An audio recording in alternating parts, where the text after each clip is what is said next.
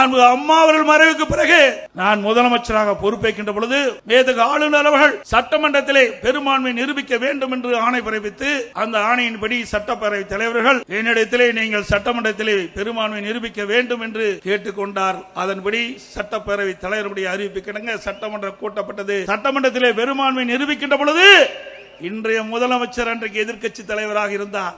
அப்பொழுது நடந்த சம்பவம் எல்லா தொலைக்காட்சியில் நீங்கள் பார்த்திருப்பீர்கள்.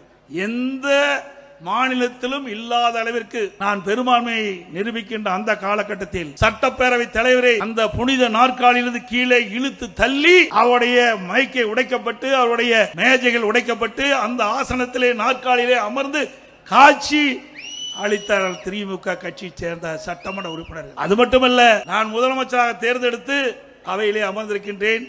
அமைச்சர் சகாக்கள் அமர்ந்திருக்கின்றார்கள்.